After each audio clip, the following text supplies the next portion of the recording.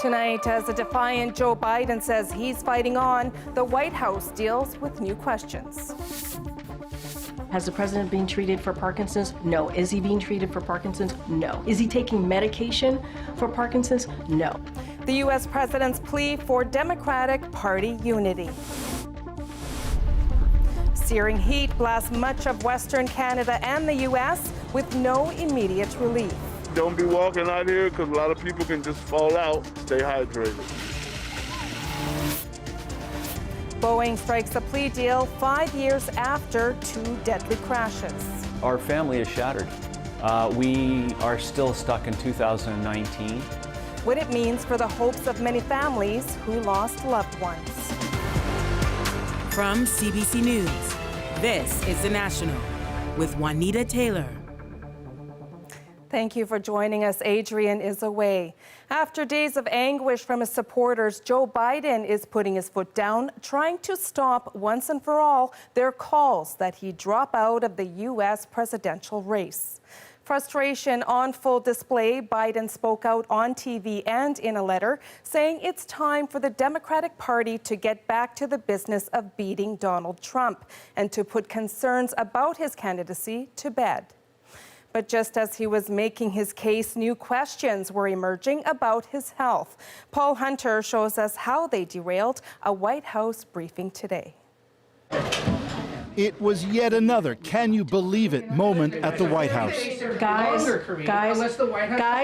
hold on a second. In the daily press briefing, the Joe Biden presidency in crisis, crosstalk bordering on who could outshout who. In regards to the president specifically. Hold on a second. What you should be able to answer by this point. Wait, no. The issue? Whether reports are true that an expert on Parkinson's disease visited with Biden's White House doctor 8 times in 8 months. I am not going to divulge somebody's name or confirm someone. I'm not going to do that. That is as privacy for that person. Eventually, this bottom line. Has the president been treated for Parkinson's? No. Is he being treated for Parkinson's? No, he's not. Is he taking medication for Parkinson's? No. Look at my career. Earlier, Biden himself took to the airwaves, seemingly full-on fed up with calls for him to end his bid for re-election from those who cite failing mental acuity. Biden called into a morning talk show unannounced and vented. I'm getting so frustrated by the elites in the party who they know so much more. But if any of these guys don't think I should run against me, go ahead, announce for president. Challenge me at the convention. Since you took office, all of it flowing from the disastrous performance by Biden at that debate with Donald Trump. Everything we have to do with, look. Now, multiple Democrats carry the same blunt message. The latest. I think he should step aside. I think it's become clear that he's not the best person to carry the Democratic message. But Biden continues to underline he's not going anywhere in another dramatic step, sending this personal letter, as he put it, to fellow Democrats on Capitol Hill. I am firmly committed to staying in this race, he writes, and to beating Donald Trump. Any weakening of resolve only helps Trump and hurts us. It's time to come together. Signed, Joe Biden. And through all of this, Paul, a remarkably quiet Donald Trump. Yeah, you're right. Look, Trump is quiet because the conversation in this country is no longer about Donald Trump, the felon, or about any of what Democrats label Trump's extremist plans for America if he wins back the White House. Instead, the only conversation right now is about Joe Biden, the feeble old man. And as Biden himself puts it in that letter, Democrat Party infighting helps only one candidate, Donald Trump. All right. Thank you, Paul. A daughter of the late Canadian writer Alice Munro is now telling her own story. Andrea Robin Skinner has written about being sexually abused as a child by Munro's second husband and about the pain of keeping that a family secret for decades. Lisa Shing has the details. I had told most of my family about the abuse. A family secret kept in the dark for decades, brought into the light. No action was taken to protect me, and I was sent back to my stepfather's house. Andrea Robin Skinner, the youngest daughter of revered Canadian author Alice Munro, in a documentary produced by her sister, largely unnoticed until now. In an essay in the Toronto Star, Skinner revealed the sexual abuse she experienced at the age of 9 by her stepfather, Munro's second husband, Gerald Fremlin. She detailed the deep hurt she felt after telling her mother what happened in a letter years later, saying Munro chose to support her husband instead. Skinner wrote she was adamant that whatever had happened was between me and my stepfather. It had nothing to do with her. Munro died in May, so we don't know the reason for that reaction. Childhood sexual abuse is so often hidden and silenced. This researcher says that silence is common, especially within families. It continued with the Munros, even after Skinner went to police and Fremlin was convicted of indecent assault in 2005. She was estranged from her family for years. People have trouble believing that the other people that are close to them have been deceiving them. Skinner and her siblings reconciled years later through the Gatehouse, an organization supporting survivors of childhood sexual abuse. It's compounded when the persons that we're talking about are in the public eye, because we look upon people as celebrities and we want them to have a perfect life. In writing, you do use your own feelings. In literary circles, reconciling Skinner's revelation with Alice Munro's position as a literary icon, the master of the short story and Nobel Prize winner, comes with mixed feelings. It is, for all her readers, a deep, deep betrayal. I think the wisest thing to do is to recognize that the place from which she wrote. Their healing journeys. That's Skinner's hope, letting her own story be a part of her mother's narrative and legacy. Lisa Sheng, CBC News, Toronto.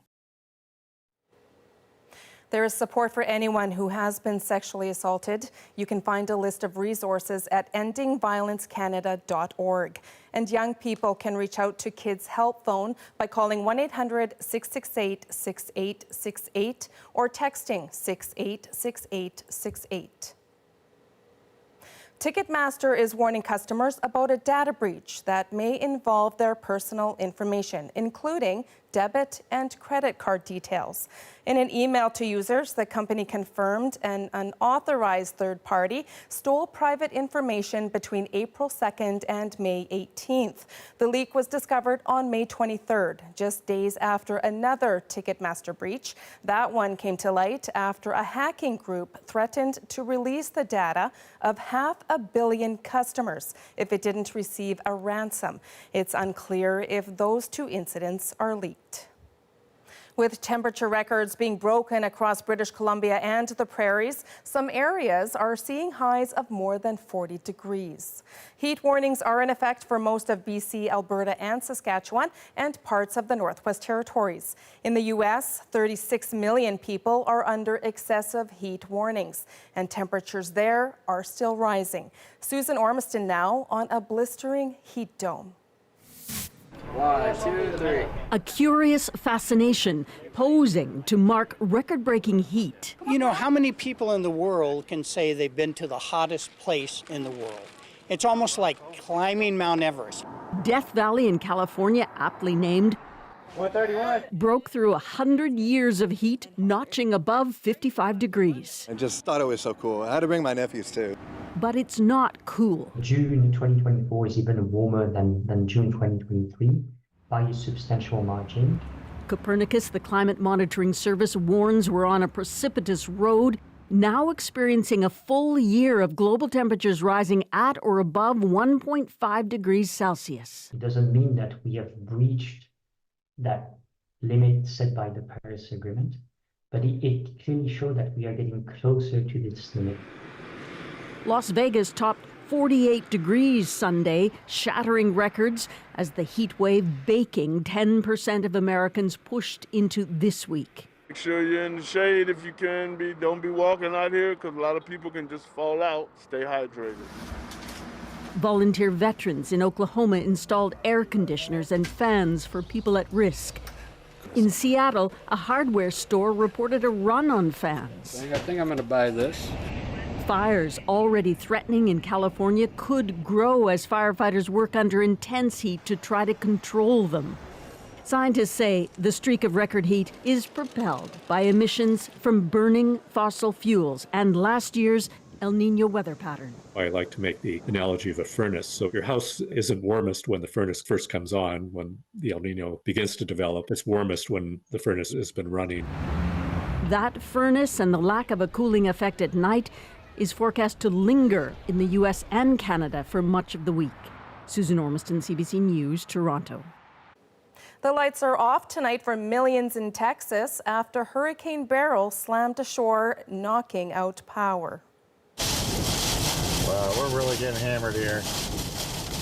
Beryl hit just before dawn as a Category 1 storm, bringing heavy rain and fierce winds. Fast-rising waters flooded streets, prompting the need for rescues. Beryl has since been downgraded to a tropical depression. The desperate search for survivors continues in Kyiv after a Russian missile strike destroyed Ukraine's largest children's hospital. At least 36 people died. Chris Brown shows us the devastating aftermath. The missile that obliterated the Okhmady Children's Hospital, one of Kyiv's largest, appeared to be one of Russia's most advanced hypersonic weapons, and its results were catastrophic. We got here 5 minutes before it happened and found the pediatric ward, but it's a nightmare, said Tatiana. Rescuers said they could hear children screaming under the rubble. Bloodied staff formed up human chains to remove debris and deliver drinking water. No words, even swear words, can describe this, said Vladimir Kravchenko. Ukraine's emergency service posted video from a bloodied ward. Teenagers took to social media to share their injuries. And parents of children with cancer took their IVs outside and continued with their life-saving treatment as the emergency unfolded around them. President Vladimir Zelensky was in Warsaw when it happened. He said Russia fired 38 missiles in one of the largest attacks of the war, and while most were shot down, some found their targets. Beyond any doubt, we're going to answer these savages from Russia, he said. Russia's barrage also killed people in other parts of the capital, demolishing a building Andrei Lashinsky owned. It's a meat grinder inside, without any windows or doors, he said.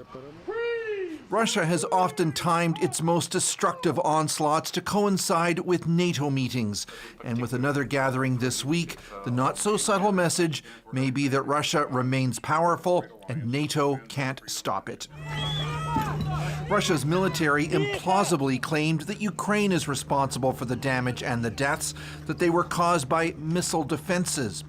Vladimir Putin's regime is already being investigated for multiple war crimes against the people of Ukraine, and Ukrainian prosecutors say this is another. Chris Brown, CBC News, London.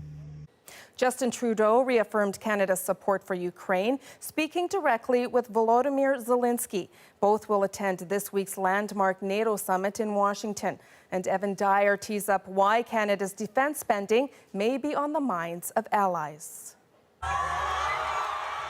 As NATO's leaders gather in Washington, elections in Europe brought a wave of relief. The far-right National Rally, hostile to both NATO and Ukraine, placed third instead of first. And British voters elected a government that pledged to step up support for Ukraine. Mr. Prime Minister, congratulations. What a hell of a victory. Congratulations. Thank you, Mr. President. New PM Keir Starmer will travel to Washington, where he'll meet President Biden and Ukraine's Volodymyr Zelensky. And Starmer sent his new defense minister to Ukraine. But the biggest threat to NATO is the looming election here in the United States. This is a guy who wants to get out of NATO. Are you going to stay in NATO? Donald Trump didn't answer that question, but he has talked a lot about how much NATO members spend. You got to ask these people to put up the money. Until recently, most NATO countries fell short of NATO's threshold spending on defense, but that's been changing quickly. Allies are spending more. 23 allies, a record number, now invest at least 2% of GDP in defense. And that leaves Canada as one of only 9 countries that fail to meet the threshold. U.S. senators recently wrote to Justin Trudeau to say they were profoundly disappointed that Canada still lacked a plan to hit 2%. But Canada's ambassador to Washington says the negative attention should be focused on members like Hungary's Viktor Orban. There are allies in NATO who are meeting 2% who do not support standing up for Ukraine and Russia. I think that's a point that deserves emphasis. The pressure isn't only coming from Washington, but also from allies in Europe. Today, Defence Minister Bill Blair said that more spending announcements are in the works that he says will get Canada over that 2% threshold. Evan Dyer, CBC News, Washington. France is in political limbo after Sunday's surprising parliamentary election results. A left-wing coalition won but fell short of a majority. As Margaret Evans explains from Paris tonight, that's got the entire country wondering what comes next. All eyes on the French National Assembly as France tries to decipher what kind of government Sunday's election results might produce. Those who won seats, no exception. Sylvain Meillard is a newly elected MP from President Emmanuel Macron's centrist bloc. It's not the culture of France to build coalitions, he's saying, so it will probably take several weeks. Last night, the French left celebrated their first-place finish, ahead of Macron's bloc and the far-right National Rally, relegated to third place after centrists and leftists agreed to vote strategically against it. After the party, though, comes the hangover. Nobody in the present National Assembly has a majority, so it will have to search for a consensus figure. The president of the National Rally insists their victory has been but delayed. Those who fear the ascent of the far right say a political vacuum makes that possibility all the more likely.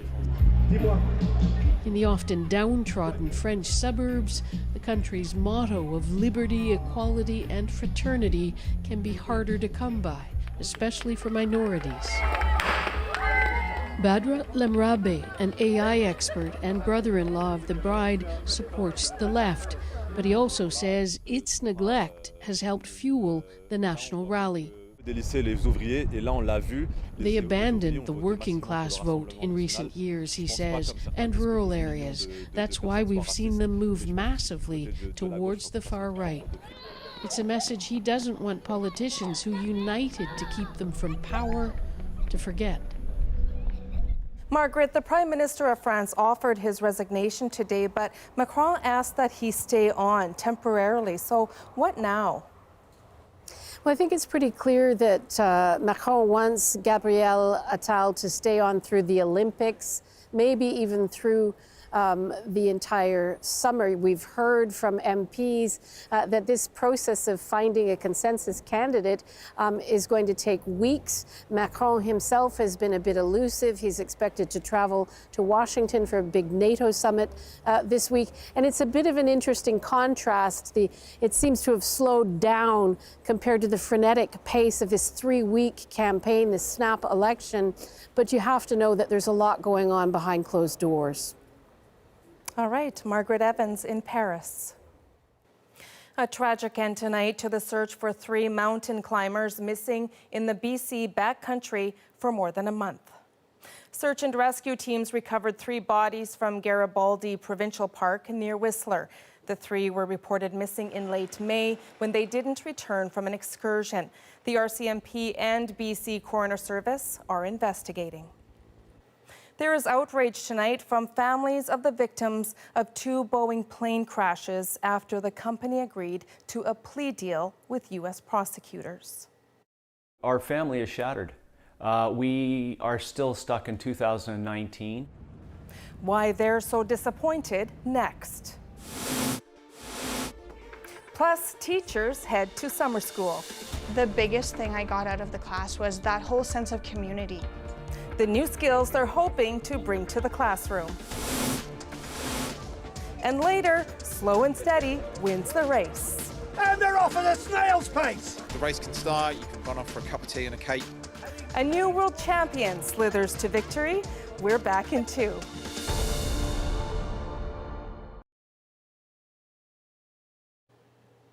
The Canadian Food Inspection Agency has issued a recall for some popular plant-based beverages. The recalled products, which could be contaminated with listeria, include several varieties of silk and great value refrigerated beverages.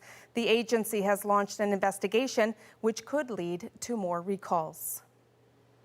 Aviation giant Boeing has agreed to plead guilty to criminal fraud, a charge stemming from 2 fatal crashes of 737 MAX jetliners. The company would pay a fine, but many families think that's not enough. Paula Duhacek has their reaction. 5 years after the Ethiopian Airlines crash that killed his daughter, Chris Moore is still mourning. Our family is shattered. We are still stuck in 2019. Boeing will plead guilty to a criminal fraud charge stemming from that crash and from another one 5 months earlier in Indonesia. A total of 346 people died. A 2021 fraud charge alleged the company misled regulators about flight control software used in its new 737 MAX 8 planes and about how much training pilots needed to use it safely. Boeing struck a deal to avoid criminal prosecution, but failed to follow its terms. That led to this plea deal. If a judge accepts it, Boeing will pay a $243 million fine, invest at least $455 million in its compliance programs, and get oversight from an independent monitor. This is a drop in the bucket. This is something they can easily afford. This corporate governance expert says the plea deal is a way for Boeing to avoid the legal cost and reputational damage of a long trial. Although they don't seem to have any problem creating their own reputational damage, on an ongoing basis recently. One example of that this January, a door plug that blew off an Alaska Airlines flight. The U.S. Justice Department says this plea deal is for the 2 crashes and doesn't give Boeing immunity for recent incidents. The guilty plea will be entered in U.S. District Court sometime this month, but Chris Moore says he wants the judge to reject it and order a criminal trial. That is the only way that all the facts can be put on the table. In a statement, Boeing confirmed to CBC News it had reached an agreement but would not provide further details. Paula Duhacek, CBC News, Calgary. In the wake of Boeing's latest troubles, tonight a closer look at the airline's safety issues. The heavy cockpit door blows open. The pilots said that their headsets were ripped off. When a Boeing door panel blew out mid-flight in January, it brought fresh pain for families of the MAX 8 plane crash victims. I was thinking about the day that my wife received the call, and she screamed out, "Danielle's dead." As families push for accountability, has Boeing done enough? The National breaks down the stories shaping your world next.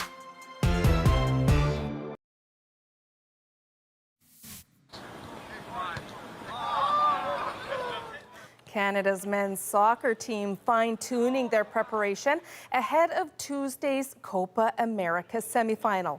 The team takes on defending champion Argentina, which beat Canada earlier in the tournament 2-0. The final will be played on Sunday. Well, school may be out for most students, but some of their teachers are hitting the books and learning new skills. Deanna Sumanek-Johnson now on the courses helping them adapt to their quickly changing field.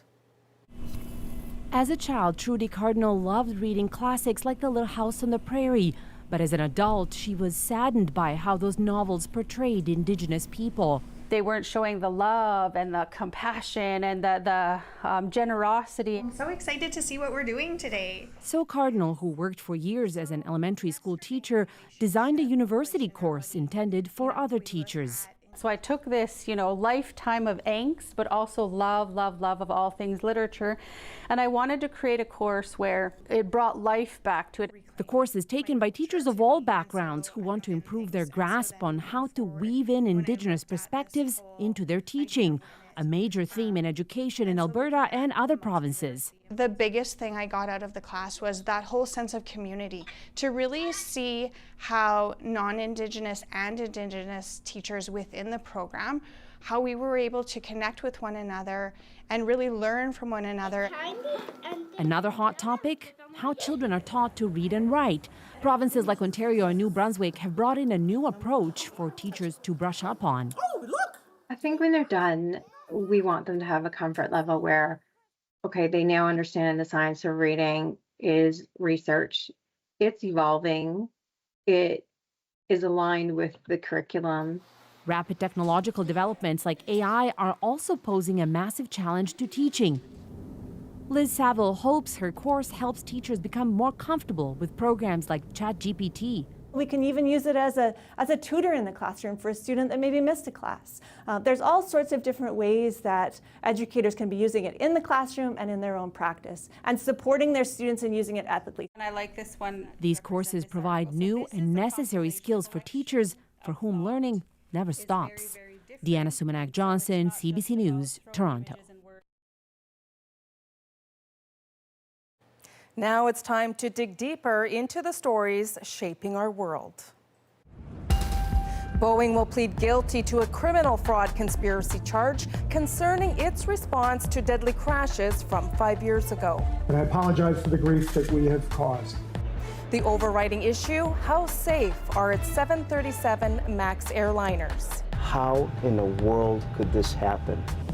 There have been other alarming incidents. Once again, the doors blew off Boeing. Not fatal, but always a blow to a company once revered for its competence. So earlier this year, Susan Ormiston investigated Boeing's record after those fatal crashes killed 346 people, including 18 Canadians. She wanted to see if those 737s were any safer to fly.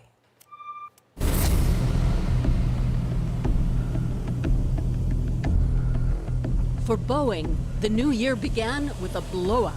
I hear this boom. I look to my left and part of the plane is gone. At 16,000 feet, a door panel on Alaska Airlines Flight 1282 disappeared, leaving a gaping hole. Twilight in Alaska, or Seattle, Alaska. 1282, we just depressurized. We're declaring emergency. We need to descend down to 10,000. Looking at the flight attendants' faces, it was clear to me this wasn't going to go well. The 737 MAX 9 depressurized. Oxygen masks dropped, and passengers feared the worst. Yes, we are emergency. We are depressurized. We do need to return back to. We have 177 passengers. Fuel is 18.8. So I quickly realized I need to pivot and start messaging to people to say goodbye. No one was sitting next to the panel, but a young man 2 seats over had his shirt sucked out the opening. The heavy cockpit door blows open. The pilots said that their headsets were ripped off. There's a checklist up here. This thing gets blown out the door. The cockpit is filled with noise, and there's all kinds of debris blowing out of the cockpit. But now we're down to... My eyes are glued to that opening, and I'm just wondering what's going to happen next. I'm not prepared for this. I wasn't prepared to die on this flight. Alaska 1282, Portland Tower, wind 160 at 11, runway 28 left, clear time. The plane landed, no one was critically hurt. But for Boeing, its reputation was questioned once again, 5 years after its worst crisis ever. We were on the scene back then. 5 years ago, we went to Ethiopia, where ET-302 dove into the ground, and among the victims, 18 Canadians. In the aftermath, Boeing promised to change the corporate culture, to fix the planes and restore trust. But has it? 5 years later, is Boeing any safer? So here we are, a familiar place for you. Just a little bit. Dennis Tager flies Boeing 737s for American Airlines. Oxygen switch on. In a simulator, he shows us how the Alaskan Airlines pilots may have reacted. You don't know what happened. Did someone have a bomb back there? Did the piece that blew off the airplane hit another part of the airplane? This is happening in seconds. And had the plane been higher, at cruising altitude, the situation would have been far worse. When that door blows open, we're not talking about shirts just being ripped off from just near the door. It's a massive suction that comes out of the airplane, and who knows what could have gotten sucked out of that airplane, including people. When the door blew off the Alaska flight, once again, the doors blew off Boeing. How in the world could this happen? We had the same question after covering the 2 MAX 8 crashes 5 years ago. In 2018, it was a Lion Air flight that dove into the sea. Just 5 months later, the Ethiopian Airlines flight plunged into the ground. 2 catastrophic crashes, both 737 MAX 8 aircraft, killed 346 people. Ever since, the U.S.'s Federal Aviation Authority has been monitoring the 737 MAX production, a colossal moneymaker for Boeing, MAX aircraft flown all over the world. In February, the FAA published a scathing report on Boeing's safety culture, even before the Alaska Airlines blowout. The events of January 5th, it really created 2 issues for us. One, what's wrong with this airplane? But 2, what's going on with the production at Boeing? The FAA sent inspectors onto Boeing's assembly line and ordered it to slow down the production of new 737 MAX planes, while investigators pieced together how a door panel could drop from the sky, how 4 bolts were missing on the door plug, how the 737 MAX 9 flew for 2 months before the panel ripped off. Passengers have already launched lawsuits as Boeing's CEO tries to blunt criticism. We feel safe airplanes, our people do. We have confidence in the safety of our airplanes, and that's what all of this is about. And we fully understand the gravity. When you heard about the Alaska Airlines problem, what was your first thought? Shock.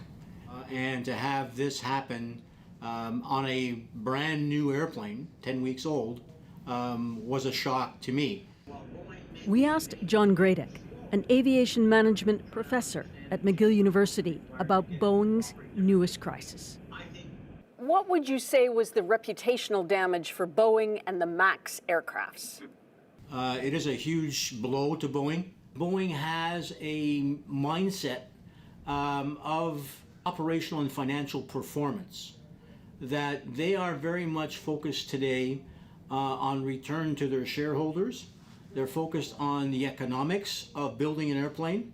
And the latest Alaska Airlines incident still has a lot of people asking, has Boeing fixed itself? And the answer is probably no. Paul, would you like me to hold one? Yeah, sure. For the families who lost loved ones in those catastrophic crashes years ago, the latest problems with Boeing have only triggered new emotion.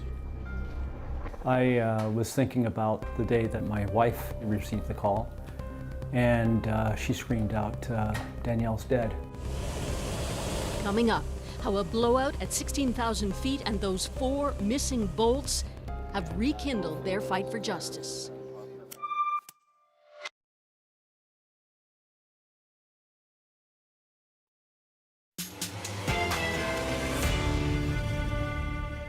Adding up the human cost of Boeing's safety failures. 346 people died, and no one has been held to account.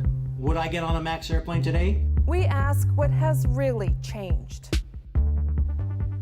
Today we learned Boeing will plead guilty to a criminal fraud charge in connection with its actions after those 2 fatal crashes.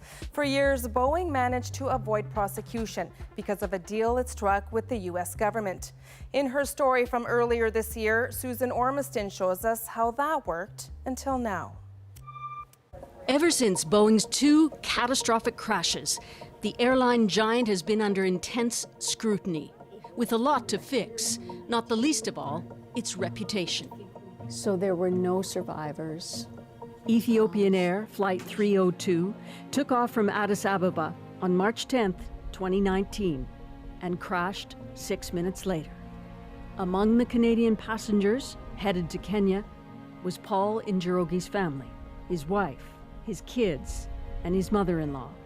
All died. I booked the flights for them. They must have cried out there, Daddy. It's what breaks my heart. The pilots had struggled to control the plane, which climbed and pitched under a new software system called MCAS before diving into the ground. Ultimately, the MAX 8 aircraft were grounded for well over a year. Since it's like this all over the world, the entire fleet is grounded and no date set. Chris Moore's daughter, Danielle, died on that Ethiopian Airlines flight. She was 24 years old, from Scarborough, Ontario, headed to Kenya for an environmental conference.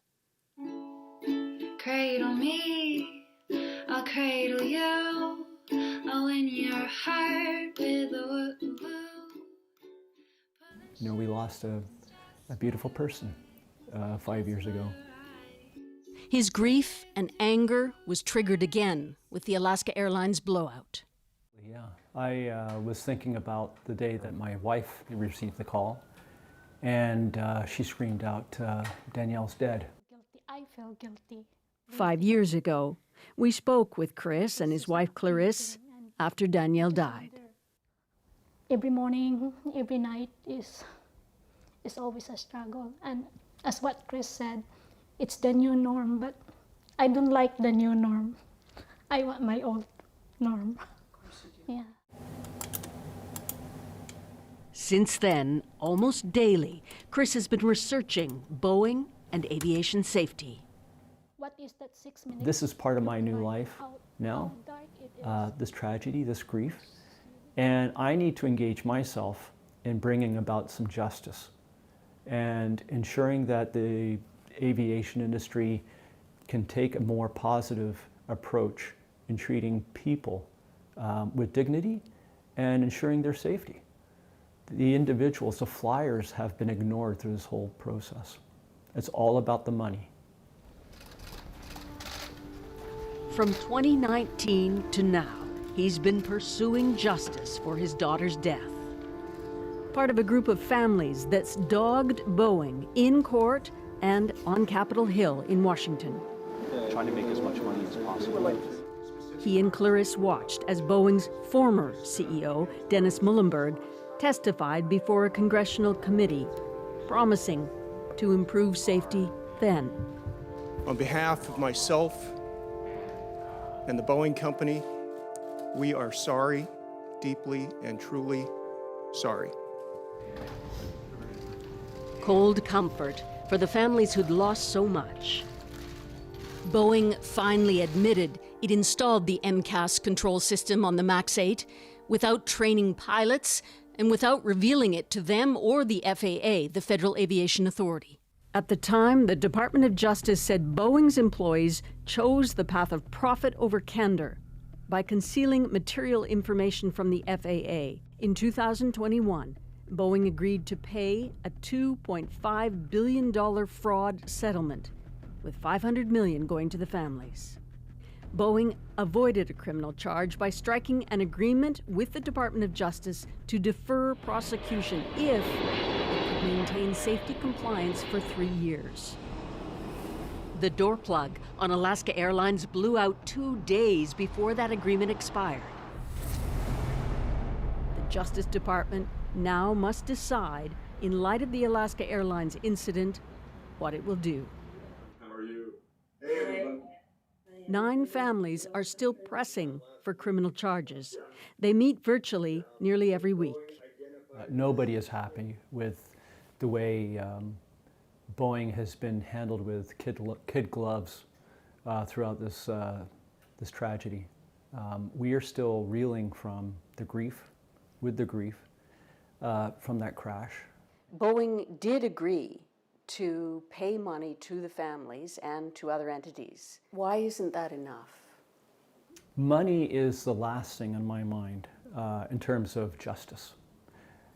Justice is about holding somebody accountable.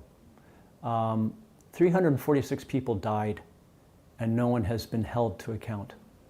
We, the Boeing company, are under a tremendous amount of scrutiny, and what I will say is... Following the Alaska airline blowout, Boeing's 737 program took a day-long break to focus on quality. The most powerful tool we have is our people. A month later, Ed Clark, the 737 executive, was ousted from Boeing. But the damage to the company is adding up, says the pilot, Dennis Tager, who also speaks on behalf of the American Airlines Pilots Union. Yeah, we've got a problem here. When Boeing management takes an amazing company, which was built on engineering, and a moral and principled obligation to keep people safe no matter what was replaced by managers who were studying the spreadsheet, bad things happen. You still fly Boeing? Yes, I do. You fly the MAX? I do. Just flew it last week. No concerns about safety? When I fly the MAX, my alert status is on high. It just is. Would I get on a MAX airplane today? The answer is yes. I would get on a MAX airplane because I know it's gone through the looking glass, it's gone through the microscope. But it's cost deeply. 346 lives lost, and Boeing now under new scrutiny. Chris, do you think that Boeing is any safer today than 5 years ago? I think they're slightly safer because they have the Department of Justice looking over their shoulder. Do you still fly? Nope, don't fly at all. Not at all. No, I've basically taken myself out of that. I will not support the industry that way. Hey, pumpkin. The memories of Danielle, too fresh. He refuses to back down. He's simply lost too much. Susan, today's news about a criminal fraud conspiracy charge against Boeing. This isn't exactly what the families wanted to hear, right? That's right. They wanted a criminal trial. They wanted Boeing to be held accountable in public under cross-examination. They wanted a much higher penalty. Lawyers for the families are saying this is still some crafty lawyering between Boeing and the DOJ, which still hides some deadly consequences. What they do get as part of this plea is they'll meet the board of directors of Boeing in person. And remember, a judge still has to approve this plea. And Susan, for 5 years now, you've been in touch with Chris Moore and other Canadian relatives of those who died in the Ethiopian Airlines crash. What can you tell us about their journey to this point? As you can imagine, so hard. I mean, death by being duped, as many believe, never really feels any better, no matter the size of the settlement or the sorries from the Boeing CEOs. There's still this big void. And, you know, Chris Moore, whom I've come to know, his daughter, he's been such a surrogate voice for his daughter. Others have wanted to push past the battle and try to heal the grief. But I think what's really significant here is without these families, many of them pushing U.S. lawmakers, the DOJ, fighting against Boeing, it's possible that Boeing may never have been forced to admit any guilt. So in the end, they've been very effective advocates for their loved ones and really for airline safety. Susan Ormiston, thank you so much for this update. You're welcome. Coming up, you won't need a slow motion replay for this race. Get an inside look at the high-stakes world of competitive snail racing. That's next in our moment.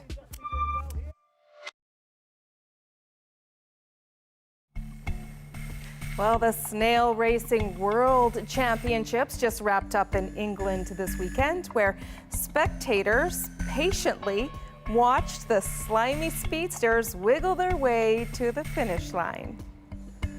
This year's champion, Jeff the Snail, crushed the competition, taking home the title with a breathtaking time of 4 minutes and 5 seconds. So tonight, Jeff's lightning quick victory is our moment.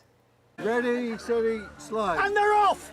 And they're off at a snail's pace! So they start inside the inner circle, the red circle, and it's the first one to cross the 13.5-inch course and get a nose onto the outer black ring that wins the race. Pinnacle, thank you. Well, it's nuts, right? The race can start, you can run off for a cup of tea and a cake, come back, and if you're lucky, it's kind of finished. Heading towards the finish line, about another 2.5 inches to go. Come on, let's scream for Jeff. Jeff, Jeff, Jeff, Jeff, Jeff, Jeff, Jeff. And we have a world champion, ladies and gentlemen. Jeff, this year's world champion. Trained by Simon. We have Jeff, trained by Simon. Round of applause for Simon, ladies and gentlemen. He's got a rigorous training programme. He paced himself in the heat. He was a little bit slower in the heat, but then he went for it in the final. And I think he just blasted out there. It was great. Great commentating. Well, You know, we all can pick up a new hobby, and as you saw in that piece, people of all ages were enjoying that, so go for it. Well, for all of us here at the National, thank you for being with us tonight. You can watch anywhere, anytime on the free CBC News app and subscribe to the National's YouTube channel. I'm Juanita Taylor. We'll see you again tomorrow.